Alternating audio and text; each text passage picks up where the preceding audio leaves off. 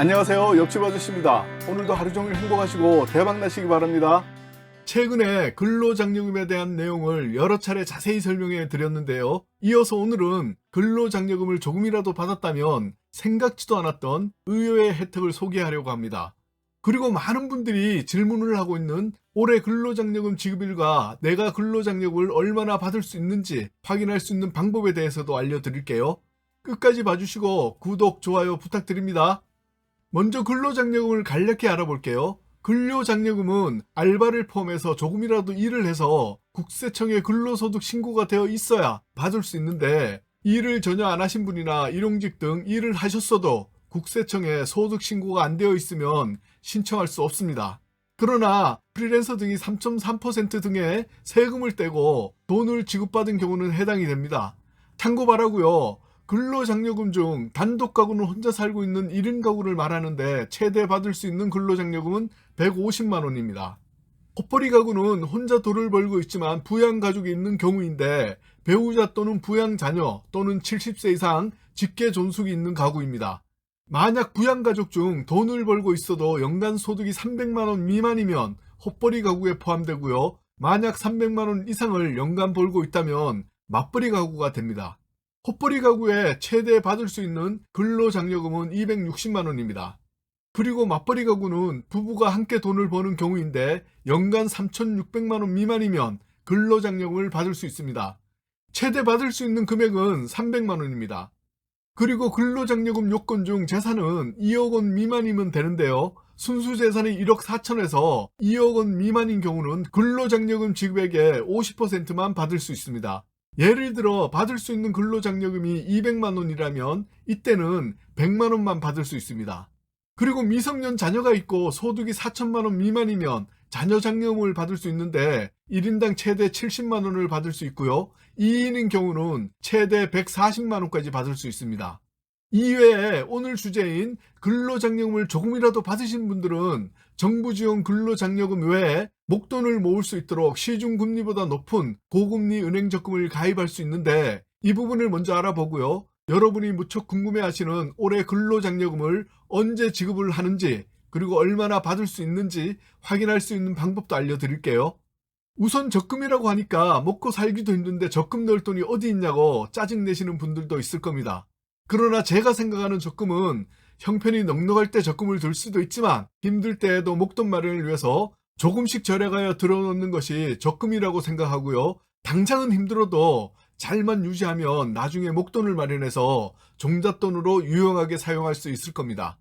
특히 근로장려금을 받은 후에 가입할 수 있는 자격이 되는 적금은 금리가 3%에서 최대 6%라고 하니까 요즘의 시중금리와 비교한다면 생각지도 않은 엄청난 혜택입니다. 가입 금액은 근로장려금 수급자뿐만 아니라 저소득층인 기초생활수급자, 소년, 소녀 가장, 한부모 가족 지원보호 대상자, 만 65세 이상 차상위 계층, 북한 이탈 주민, 결혼 이혼자도 가입 대상이니까 참고 부탁드립니다.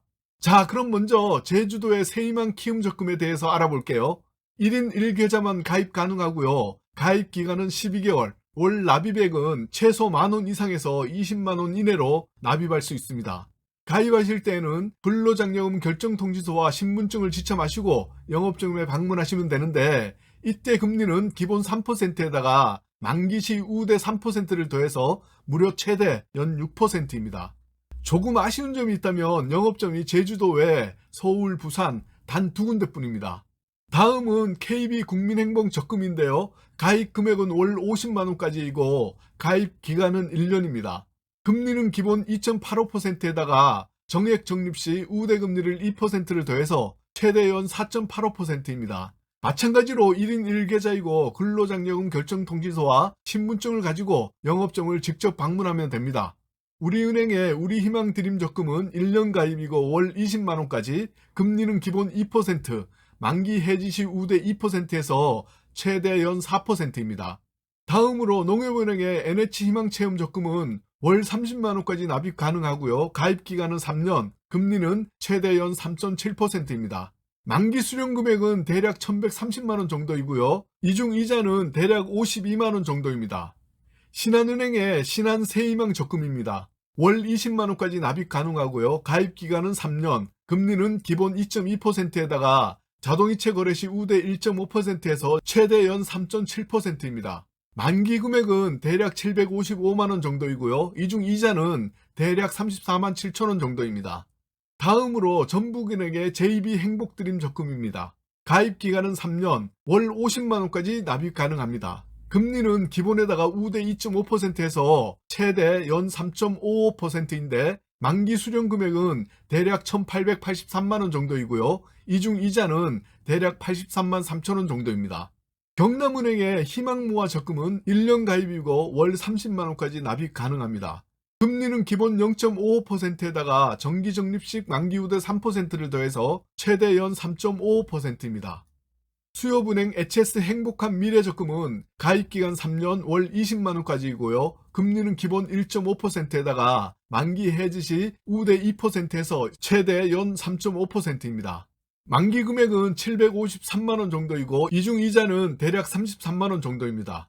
대구은행의 DGB 희망 더하기 적금은 가입 금액은 월 30만원까지이고 1년 자유 적립식입니다. 금리는 자동이체 9회 이상이면 우대 2% 포함해서 최대 연 3.5%입니다. 우체국 예금 중 우체국 새출발 자유적금은 1인 2계좌 가능하고요. 가입 금액은 월 30만원까지 납입 가능합니다. 가입기간 3년이고 금리는 기본 1.5%에다가 자동이체 거래 시 우대 2.2%에서 최대 연 3.3%입니다. 만기 수령액은 대략 1126만원 정도이고 이 중 이자는 대략 46만 5천원 정도입니다.